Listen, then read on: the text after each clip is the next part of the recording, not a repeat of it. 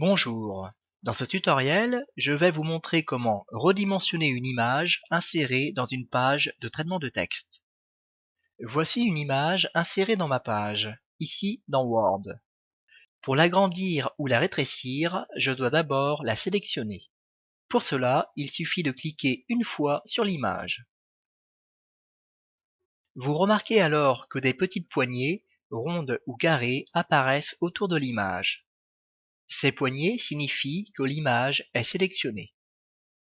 Si je clique en dehors de l'image, je la désélectionne et les poignées disparaissent.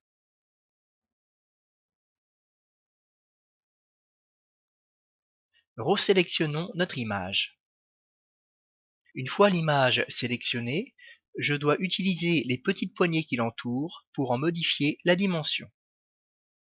Je vous conseille fortement d'utiliser une poignée située dans un coin de l'image, car en utilisant une poignée latérale, vous allez déformer votre image. Exemple. J'agrippe cette poignée et j'étire vers la droite.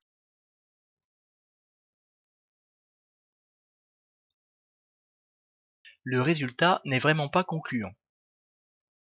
Agrandissons maintenant notre image en respectant les proportions. Pour cela, je vais privilégier une poignée située dans un angle, par exemple la poignée en bas à droite. Personnellement, j'utilise presque toujours cette poignée. En déplaçant la souris sur cette poignée, le curseur change de forme. Il prend l'apparence d'une double flèche blanche.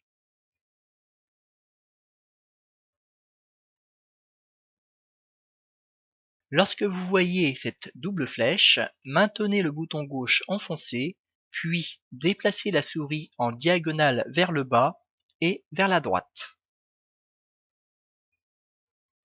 Et enfin, relâchez le bouton. Et voilà, l'image s'est agrandie sans aucune déformation. Pour rétrécir une image, c'est le même principe. J'agrippe ma poignée. Je maintiens le bouton de la souris enfoncé et j'étire en diagonale vers le haut et vers la gauche.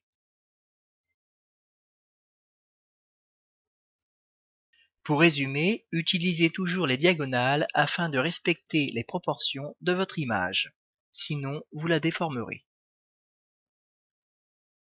Une dernière remarque.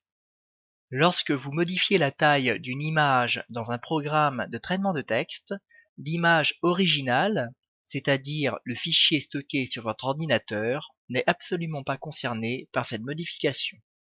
Si vous souhaitez modifier la dimension réelle de ce fichier, vous devez utiliser un programme spécifique, c'est-à-dire un programme de retouche photo.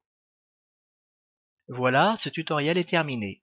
Je vous remercie de votre attention et à bientôt.